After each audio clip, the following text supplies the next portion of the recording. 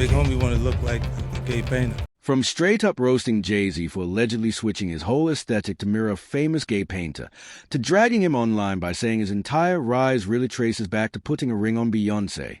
Look, when Jay signed that contract, the real one wasn't a label deal. It was a Beyoncé deal. MHM.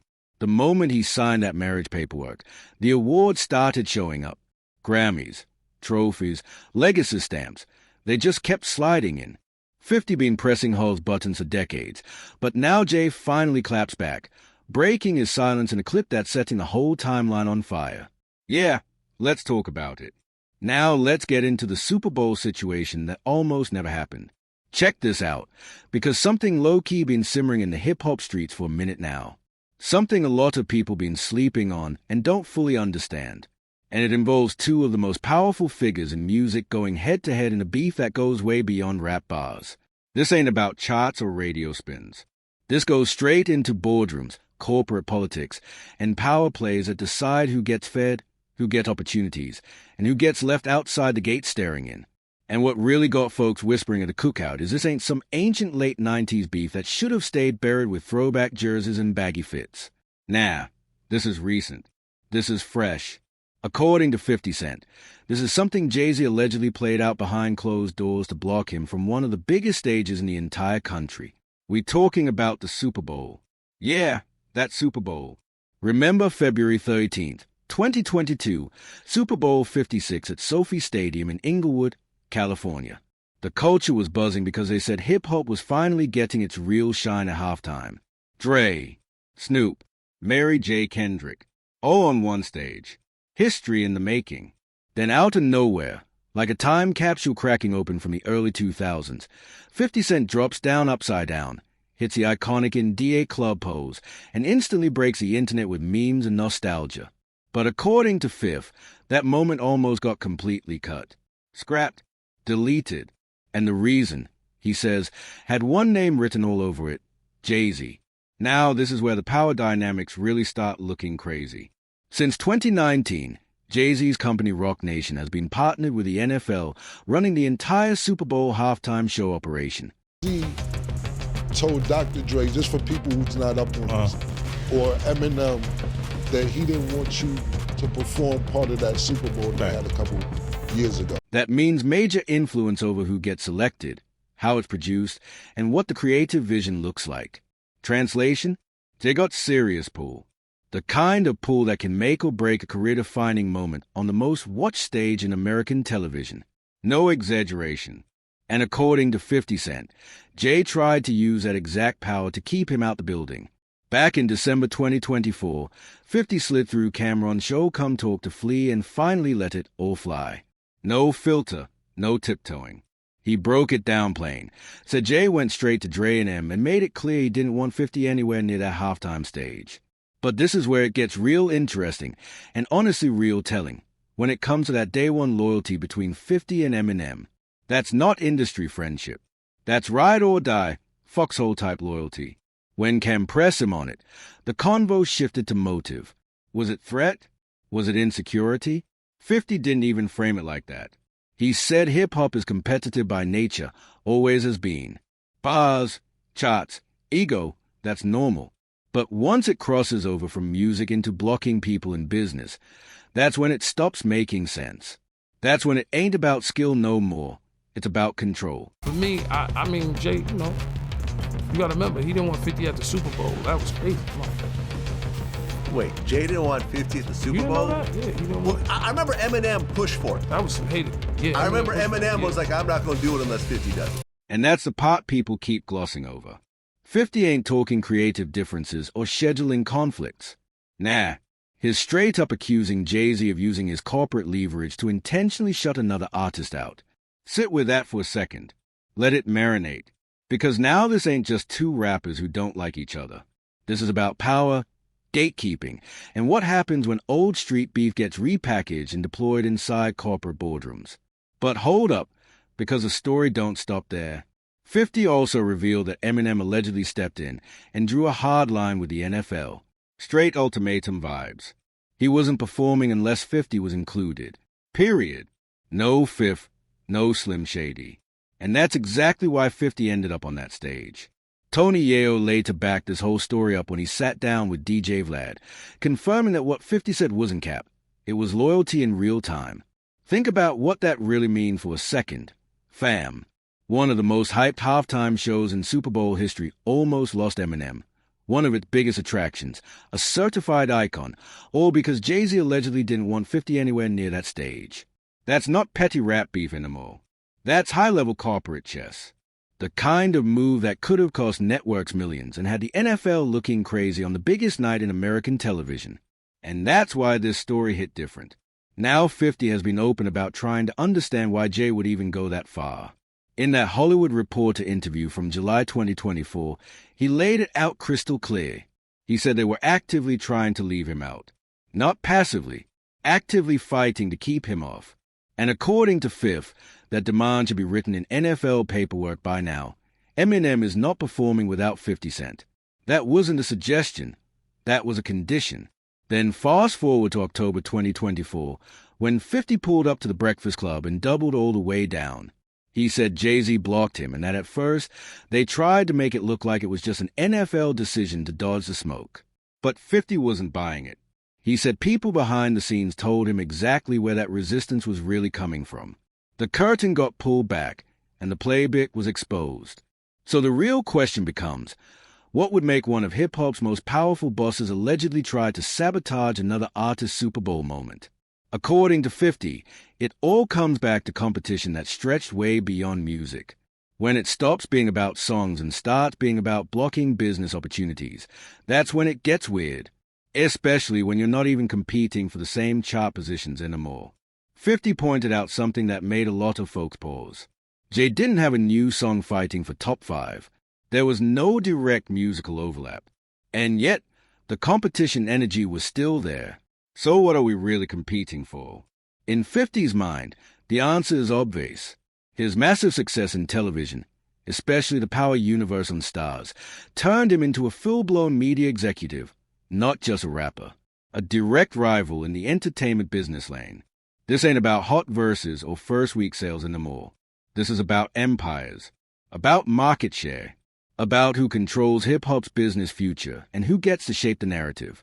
And maybe the most telling detail of all is that 50 said the NFL initially took the public blame, but he always knew Rock Nation was calling the shots. The corporate shield was up, plausible deniability fully activated. But 50 wasn't fooled for a second. What makes the allegations even louder is Jay-Z's silence. Not one public denial. Not one clarification. Nothing. And for fans, that silence spoke volumes.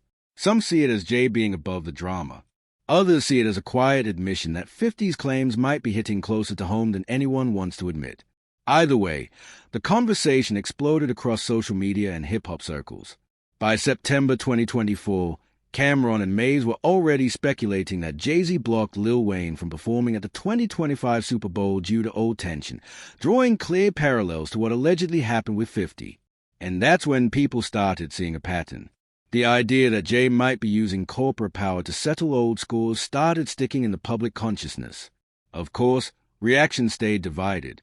Some fans ride with 50, calling Jay a gatekeeper abusing his influence.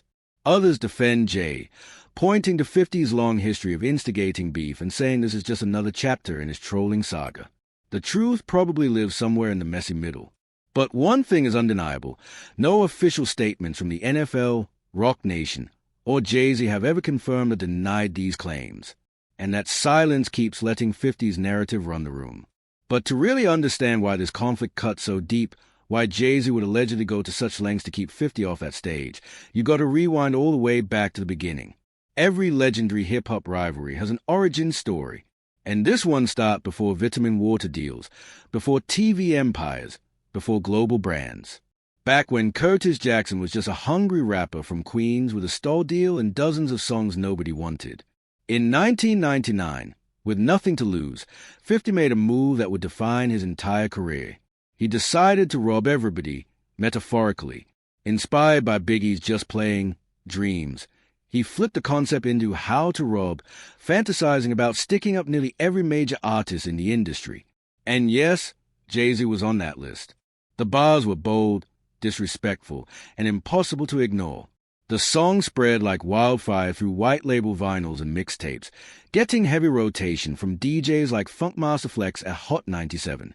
Suddenly, everyone in hip-hop was talking about this fearless kid from Queens who dared to name-drop over 40 artists. Most laughed it off. Some ignored it, but Jay-Z responded. At Summer Jam 99, Jay dropped a line that would set the tone for the next 25 years. "I'm about $1. What the F asterisk asterisk asterisk is 50 Cent. Clean, dismissive, surgical. It framed Jay as currency and reduced 50 to loose change. The line later lived on Volume 3, cementing the dynamic forever. From that moment on, there was never any confusion about whether this was a rivalry. The energy was always different. The war was always real. Two of them sold 5 million, but 50 Cent was never the type to stay quiet. In 2000, he fired back would be a gentleman, a direct response where he went straight for Jay-Z's street credibility. He called Jay a sham, a con, mocked his age, his image, and his whole "I run New York" aura. 50's point was simple. Commercial success don't automatically translate to real respect in the streets. And it looked like the back and forth was only getting started, until fate stepped in hard. On May 24th, 2000, everything changed. 50 Cent was shot 9 times outside his grandmother's house in Queens. He survived, but the industry didn't wait around. Columbia Records dropped him, shelled Power of the Dollar, and the rivalry was abruptly put on ice. While 50 spent the next 2 years recovering, rebuilding, and grinding through mixtapes, Jay-Z kept his run going strong, dropping the blueprint in 2001 and tightening his grip on the game. The tension stayed low but never disappeared. Then 2002 hit, and the whole landscape shifted. 50 Cent came roaring back, signed to Eminem and Dr. Dre under shady aftermath. When Get Rich or Die Trying dropped in February 2003, it did 872,000 first week and went diamond. In DA Club, 21 questions, non-stop domination. At that point, the question wasn't if 50 was legit. It was whether anyone could stop him, and Jay-Z saw it coming. Jay later admitted in a 2013 Breakfast Club interview that he warned his Rockefeller artists about 50's arrival. He told them to flood the market because 50 Cent was coming. What followed was a strange period of uneasy coexistence. In 2003, they appeared together in a Reebok commercial, co-headlined the Rock the MIC tour, and even crossed paths musically. 50 bragged that his G-Unit sneakers outsold Jay's Carter line 6-1. But under the surface, the rivalry never really cooled off. 50 consistently positioned himself as a bigger international force, arguing that America could be bought with marketing dollars, but the rest of the world couldn't. He said globally, there was never a real competition. And he didn't stop there. Over the years, 50 has openly criticized what he sees as Jay-Z's biggest weakness, avoiding direct confrontation. According to 50, Jay always puts someone else in front of him to fight battles he won't touch himself. From Beanie Siegel going at Jadakiss to true life clashing with Cameron, 50 claims Jay stayed clean while others got their hands dirty. That critique extends to Jay's public image too. 50 famously labeled him the coolest punk in hip-hop, saying Jay's polished corporate presentation makes him seem untouchable, but also unwilling to truly compete. Whether that's smart strategy or soft behavior depends on who you ask. The rivalry didn't stop at music. In 2004, 50 made a power move, taking equity in Vitamin Water instead of a flat endorsement. When Coca-Cola bought the company for $4.1 billion in 2007, 50 reportedly walked away with $60 to $100 million. Jay-Z, meanwhile, sold Rocawear to Iconic for $204 million. Both were huge wins, but 50 never missed a chance to flex that his deal was the smarter play. Then came 2007, when the rivalry took a wild turn. Kanye West's Graduation dropped the same day as 50's Curtis in one of the most hyped sales battles ever. Kanye won decisively, and 50 accused Jay of pulling strings behind the scenes, using his Def Jam presidency to help Kanye beat him by proxy. To 50, it fit the pattern, Jay as a chess player, never touching the ball directly. And now, in recent years, 50 has added another layer to the story, the Grammy theory. In interviews throughout 2023 and 2024, he suggested Jay-Z's record-breaking Grammy success isn't just about music. His openly claimed that Jay's 25 Grammy wins are directly tied to his marriage to Beyoncé. As 50 puts it, when Jay signed his biggest contract, it wasn't with a label, it was with Beyoncé. When he signed that contract, the marriage contract, that's when the trophies started showing up. That's how 50 puts it. Once Jay locked in Beyoncé, suddenly the awards came rolling in back-to-back, non-stop. Now, to be fair and accurate, Jay-Z did already have 4 Grammy wins before his first collaboration with Beyoncé, not one like 50 claims. But the bigger point still lands. The pace changed dramatically after that relationship became public. Out of Jay-Z's 25 total Grammy wins, 21 came after 2004. That timing isn't random. It lines up with the joint projects, the power couple branding, and Jay's transformation from street rapper to polished mogul and family man. And according to 50, that shift is everything. He believes Jay started being treated differently by the industry the moment his image evolved, not just musically, but socially and politically. In 50's words, once Jay wasn't seen as a street or gangster rapper anymore, the accolades followed. Now he was viewed as a businessman, an entrepreneur, a husband, a father, and on top of that, he was connected to the biggest global superstar in the world. Beyoncé's position elevated the entire brand. That's not hate, that's strategy, according to Fifth. This argument fits perfectly into 50 Cent's long-standing critique of the Grammy Awards themselves. He has been vocal about the institution rewarding image and safety over raw authenticity. He always brings up Tupac, one of the most influential artists in history, never winning a Grammy. To 50, that's proof the system values polish and politics more than impact. And 50 has 3 Grammys himself, but he insists this isn't about bitterness. He frames himself as a truth teller in an industry obsessed with relationships over talent. And that brings us to the most provocative lane 50 keeps driving down, Jay-Z's image. Specifically, the Jean-Michel Basquiat comparisons. 50 has repeatedly clowned Jay, saying he modeled his whole look after a gay painter. Wild statement, but on brand for Fifth. He wasn't just critiquing fashion, he was attacking authenticity. To 50, nothing is off limits. Jay's appearance, his business deals, his relationships, even his music. He called 444 golf course music, basically saying it was elitist, safe, and disconnected from the streets that built Jay's name. His posted memes clowning Jay for aging fast, for changing styles, for evolving into something unrecognizable from the Marcy Project rapper fans first met. And the irony here is impossible to ignore. 2 men who came from nothing, one from Marcy Projects, the other from Queens, both built billion-dollar empires.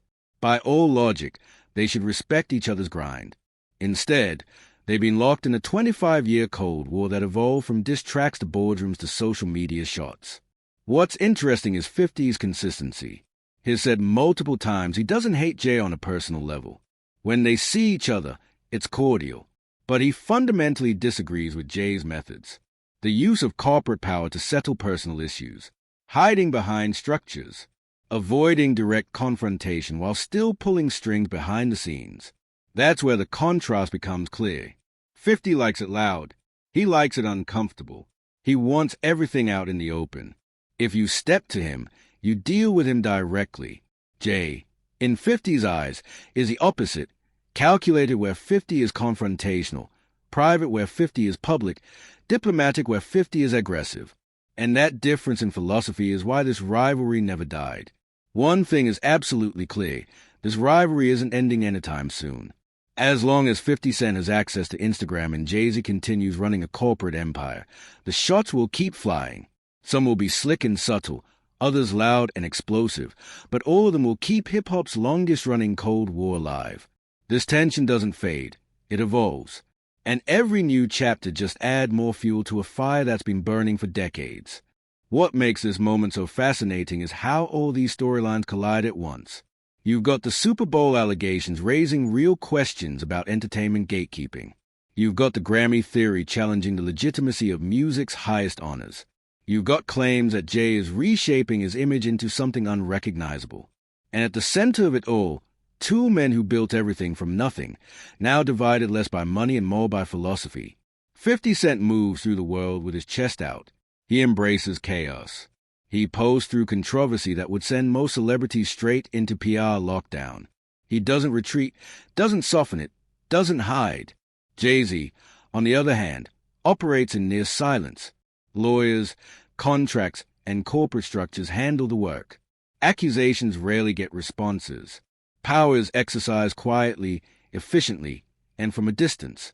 They represent two completely different models of dominance. The gladiator versus the emperor. The street corner versus a boardroom. The comment section versus the contract clause. One thrives in public friction. The other thrives in controlled environments. Neither approach is accidental. Both are deliberate, calculated, and deadly effective in their own way. And maybe the most revealing part of this entire saga is that despite everything, the diss records, the sales wars, the business competition, the memes, the allegations, neither man has actually destroyed the other. Both are still standing. Both are still powerful. Both achieved things their younger selves couldn't have imagined. And whether they'd ever admit it or not, they sharpened each other along the way. That's what happens when a rivalry lasts a quarter century. It stops being about hate and starts being about definition. Each man exists partly in opposition to the other. Their legacies are intertwined, locked together in the story of hip-hop's corporate era. You can't fully tell one story without the other. So the next time you see 50 post another meme about Jay, or hear whispers about blocked opportunities and corporate sabotage, understand this. You're not watching Simple Beef. You're watching two kings fighting for the same throne with weapons that didn't even exist when they first picked up a MIC. And if history tells us anything, this story is nowhere near its final chapter.